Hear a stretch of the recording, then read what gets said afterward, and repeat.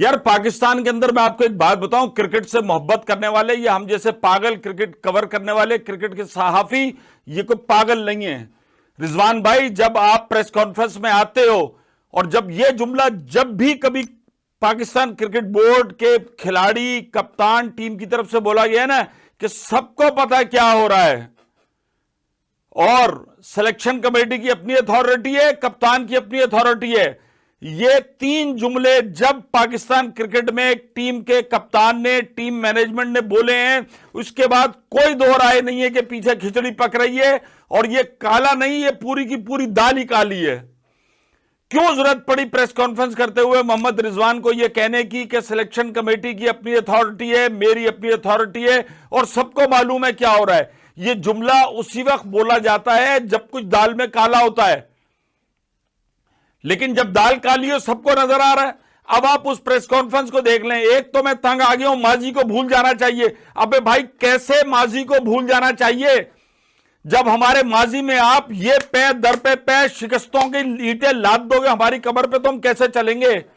माजी को याद रखना चाहिए, माजी की गलतियों को, कोताहियों को याद रखना चाहिए, माजी में खोना नहीं चाहिए, माजी की बातें नहीं करनी चाहिए, लेकिन एक अच्छे हाल और मुस्तकबिल के लिए माजी का याद रखना जरूरी है। यार कब तक पाकिस्तानी कौम को ट्रक की बत्ती के पीछे लगाते रहेंगे। जिस टूर्नामेंट में भेजते हैं वो हार जाते हैं, जिस सीरीज में जाते हैं वो हार जाते हैं। पाकिस्तान टीम का बेड़ा गर्क, फैंस का बेड़ा गर्क, तमाशाइयों का बेड़ा गर्क, सबके दिल टूटते हैं। फिर हम एक नया रास्ता दिखाते हैं, हम तो एशिया कप की प्रैक्टिस कर रहे थे, हम तो वर्ल्ड कप के लिए टीम तैयार कर रहे हैं। जब कप्तानी से उतर जाते हैं, जब डायरेक्टरशिप से उतर जाते हैं, फिर इनको वो कसीदे याद आते हैं टीवी के बैठकर, ऐसी ऐसी अंदर की कहानियां, रिपोर्टें। क्यों खुल के आप बात नहीं करते कि यार कप्तान के पास कोई अथॉरिटी नहीं है, ये टीम कहीं और बन रही है, मुझे मेरी मतलब की टीम नहीं दी जा रही। ये बोर्ड इसी तरह से रहा है, इसी तरह से एंगेजमेंट रही है, लेकिन कप्तान जो तगड़े थे ना, खान साहब थे, टीम मुझे खिलानी है, मुझे ये बंदा चाहिए, इंजी भाई मुझे ये बंदा चाहिए, मैं इसे खिलाऊंगा। कप्तान को ताकतवर होने से कोई नहीं रोकता, बशर्ते के कप्तान की अपनी परफॉर्मेंस ऐसी हो कि इसको हिलाना मुश्किल हो। यहां तो लूडो की गोटी की तरह, जिसे कहना चाहिए दो छक्के आए, चल बाबर को मारा, सरफराज को हटाया, शान को हटाया, शाहिन शाह अफरीदी को हटाया, शादाब को हटाया। डिवाइड एंड रूल की पॉलिसी, कोई तो सच बोले, सच होता है कड़वा। और मुझे रिजवान से बिल्कुल ये उम्मीद नहीं है, इसलिए कि रिजवान पाकिस्तान का और बाबर वाहिद खिलाड़ी हैं जिन्होंने इस गंदी सैरोगेट मार्केटिंग पे स्टांस लिया अपना कि हम ये सैरोगेट मार्केटिंग नहीं होने देंगे। अब हुकूमत की तरफ से पाबंदी है, दुनिया भर की लीग में ये सैरोगेट मार्केटिंग हो रही है, पाकिस्तान में इस सैरोगेट मार्केटिंग के रास्ते बंद हैं। ये ऑनलाइन जो बैटिंग वेबसाइट्स हैं ये पूरी दुनिया में काम कर रही हैं, और ये कुछ फ्रेंचाइज भी हैं जिनके पेट में मरोड़ उठ रहे हैं कि किसी तरीके से ये ऑनलाइन बैटिंग शुरू हो, टी शर्टों पे ये लोगो आए। चूंकि हमारा मिजाज बन चुका है, पैसा आना चाहिए, कहां से आ रहा है, कैसे आ रहा है, ये किसी को नहीं पता। तो रिजवान जैसे सच्चे खरे आदमी से मुझे बिल्कुल उम्मीद नहीं है। एक दफा आप बोले कि टीम जो है वो मेरे मतलब की नहीं है, मुझे ये खिलाड़ी चाहिए थे, मुझे नहीं दिए गए। बात तो यह है कि सबको पता है कि टीम जो है वन मैन शो, एक आदमी बनाता है, इंप्लीमेंट कर देते हैं। मतलब अगर पाकिस्तान की टीम में अगर आप देखें कि सिलेक्शन कमेटी आकिब जावेद जैसा बंदा, अजहर महमूद जैसा बंदा, मोहम्मद यूसुफ जैसा बंदा, आप मौजूद हैं, सारे मौजूद हैं, और आपको अपनी मतलब की टीम नहीं मिल रही, और आपको यह अवाम को बताना पड़ रहा है, अवाम को कहना पड़ रहा है कि सबको पता है क्या हो रहा है। सबको तो पता है कि यह हो रहा है, लेकिन हमारे पता होने से क्या होगा। हमें तो पता है कि पर्ची चल रही है। अब वो सिलेक्शन फहीम अशरफ को जिस तरीके से लेके गए, हर आदमी ने तनकीद की ना, खुशदिल के ऊपर हर आदमी ने तकरीर की ना, लेकिन क्या हुआ, वो चल गए। फिर यही वजह हुई ना कि लोग बाकी खिलाड़ियों को क्यों नहीं पर्ची कह रहे। फिर बेचारे खुशदिल को कहा, इंतहाई गलत थी बात, मैं उसको बिल्कुल कंडम करता हूं, नहीं कहना चाहिए। लेकिन बात यह कि यार आप और हमें ध्यान देना चाहिए, शायद माजी को भूल जाना चाहिए, हमें क्रिकेट आगे। भाई बिल्कुल मैं कहता हूं माजी को तो ठीक है, माजी को भूल जाएं, लेकिन कोई रिपोर्ट नहीं आती।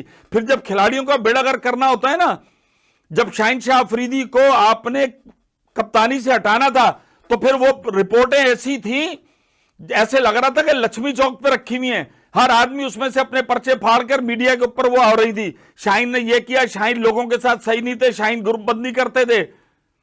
मैं बार बार कह रहा हूं कि पाकिस्तान टीम के खिलाड़ियों को छोड़ो, ये पीछे बैक हैंड पे है जो कोई तवे पे रोटियां लगा रहा है आपकी, इस टीम का बेड़ा गर्क कर रहा है, इस सिस्टम का बेड़ा गर्क कर रहा है। ये दो चार जो सीनियर खिलाड़ी हैं ना, साजिशें कर करके अब मैंने तो आखिरी वीडियो में भी कहा है कि लावा उबलना शुरू हो गया है कि रिजवान को भी हटाया जाए, उसके बाद बिल्कुल जिसे कहना चाहिए ना मेमने रह जाएंगे, बेबी काउस, उनको तो पूरी टीम लिखकर दे दी जाएगी, 12वां खिलाड़ी कौन है वो भी, और वो जाके दे देंगे। अपनी बात मनवाने के लिए मजबूत होना पड़ता है, और मजबूत होते हैं आप अपनी परफॉर्मेंस से। जब आपको पता हो कि मैं खड़ा हुआ हूं, मुझे अगले 3 साल तक कप्तानी से कोई नहीं हटा सकता, मैं टीम का एक अहम पिलर हूं। ये पाकिस्तान टीम में मनवाते थे इमरान खान, इंजमाम, वसीम अकरम, यूनुस, मिसबा, साजिशें कब नहीं हुई? पाकिस्तान टीम के खिलाड़ियों ने तो बात यह कि कप्तानी हटाने के लिए लोगों ने खिलाड़ियों पे इल्जाम लगाया कि कुरान पाक पे हलफ ले लिए कि इस खिलाड़ी की कप्तानी में नहीं खेलना, इसके खिलाफ साजिश, फिर सारे एक हो गए। कोई आदमी आए जो हक सच की आवाज बुलंद करे और कहे कि हां भाई ये पाकिस्तान टीम के अंदर गड़बड़ है, मैंने इससे हाथ धो लिए, मैं इसके अंदर नहीं पड़ता, ये बात फिर कोई ये बात थोड़ी है। ढके छुपे अल्फाज में सबको पता है क्या हो रहा है, नजमा को पता है, रुखसाना को पता है, शकीला को पता है, नहीं पता तो आप लोगों को नहीं पता कि ये टीम कैसे खेलेगी, कैसे कामयाबी के रास्ते पे गामजन होगी, टीम का कॉम्बिनेशन क्या बनेगा। जहां 2 स्पिनर चाहिए वहां 1 ले जाते हैं, और जहां स्पिनर चाहिए वहां 4-5 फास्ट बॉलर ले जाते हैं। टॉस कब जीत कर बैटिंग करनी है, इन चीजों से सारे आ रही हैं। ये क्या पाकिस्तान की आवाम जाके पढ़ाएगी? कितने बैड डिसीजन हुए मुझे आप बताएं।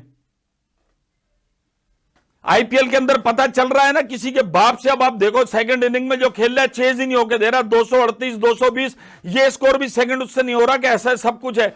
पता चल गया, लोग उसके हिसाब से अपनी प्लान कर रहे हैं। इतने बड़े यार पाकिस्तान क्रिकेट टीम ने क्या अरूज देखा, और उसके बाद आने के बाद मुझे इस चीज से सब गुस्सा चढ़ता है। इतने करीब से इस गंदी सियासत को मैंने देखा है। खिलाड़ी मजबूर, उनके कैरियर दांव पे लगे हुए, जो ज्यादा बोले। आप ये देखो ना, इसी दबाव, इसी साजिशों का तो नतीजा है कि ऐसे यूं मिनट के अंदर कप्तान चेंज, यूं मिनट के अंदर सिलेक्शन कमेटी चेंज, यूं मिनट के अंदर सब चेंज।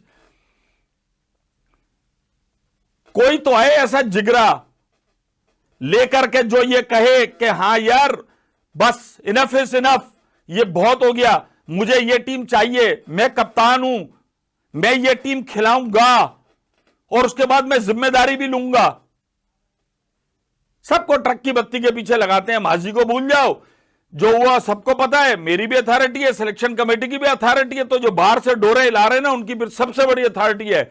उनका सिर्फ एक एजेंडा है, डिवाइड एंड रूल, और टीम इसी तरीके से लूली लंगड़ी करके चलाते रहो ताकि ये गहराइयों में चली जाए, फिर पता नहीं इनके जो मकासद है वो इसको हासिल कर लेंगे। बस चलो जाओ, शार्ट हो जाओ यार।